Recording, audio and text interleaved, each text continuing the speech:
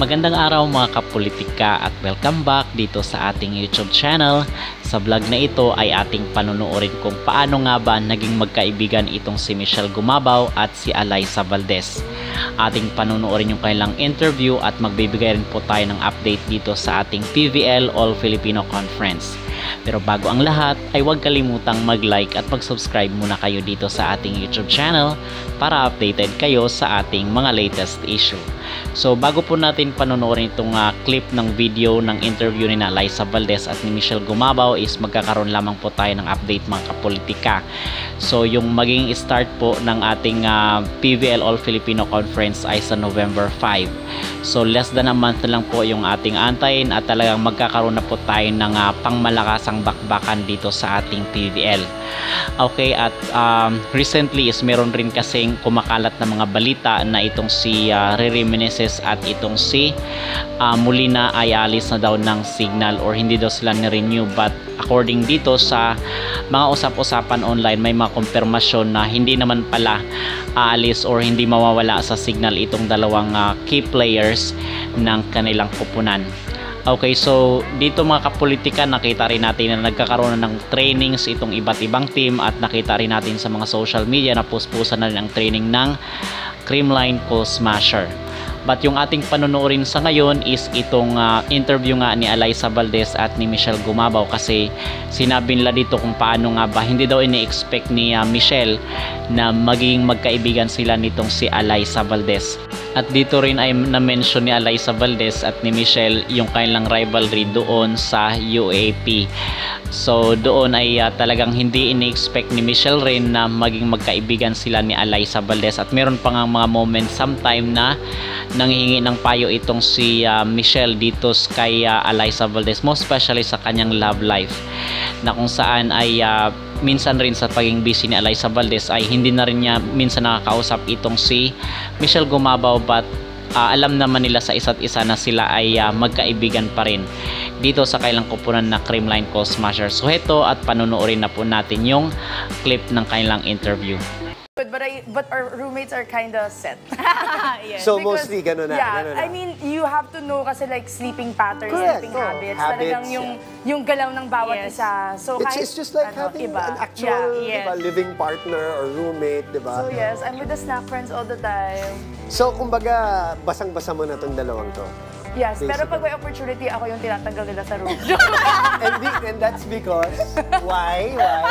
Because? Kasi MG knows how to adapt to and cater to others. Yes. Mas adjustable siya. Yes, pero kasi and also, I'd say, mas matagal din kami roommates si Ella since college. Yes, of course. So, iba rin yung...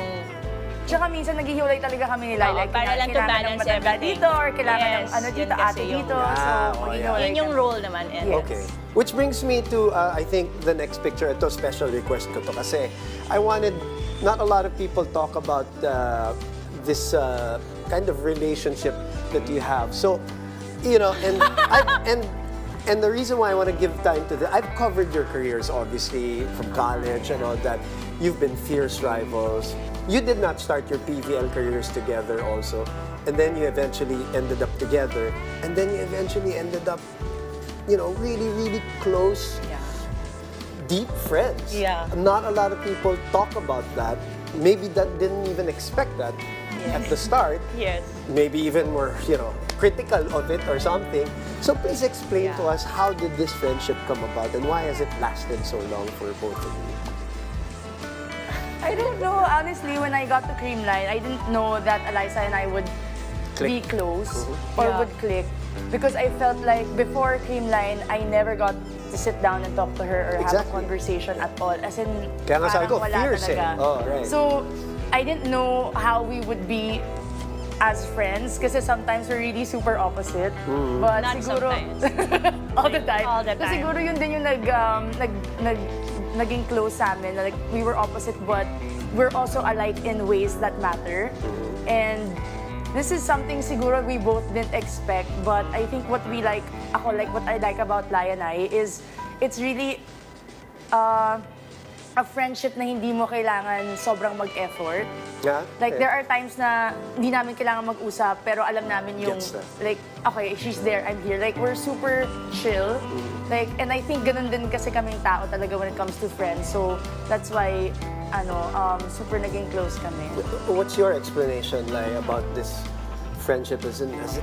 Parang, was it unexpected also on your part? Parang, what were the things that worked also for you? Well, super unexpected. I think, yun, tama si MG, since we're exact opposite, I really learned a lot from MG in terms of, I mean, on and off the court. Ang dami niya rin natuturo sa akin, ang dami kong natututunan, ang dami ko nare-realize sa mga bagay. And I think that's one thing na gusto mo sa isang friendship din.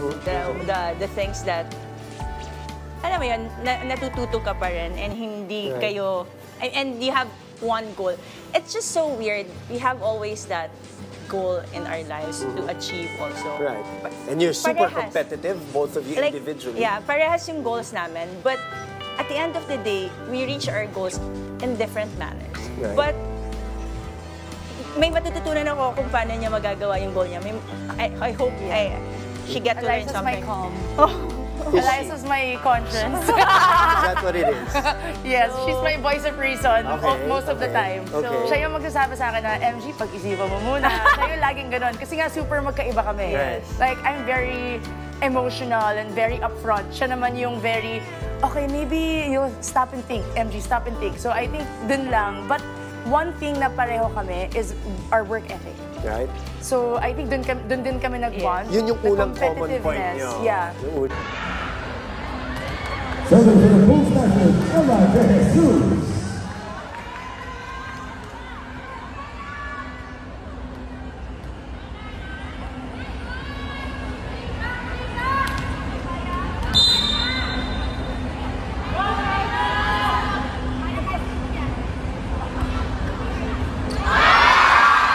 Services, Ella De Jesus.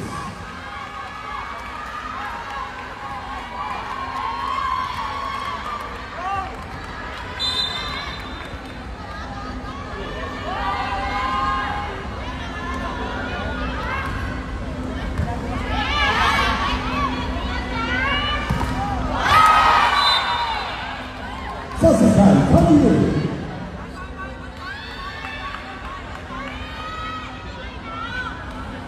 Well, 722. Serving for Estona Nakahika Wasa.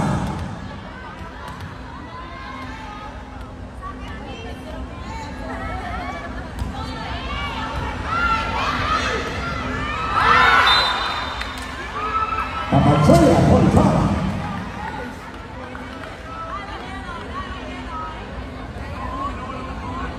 13-22.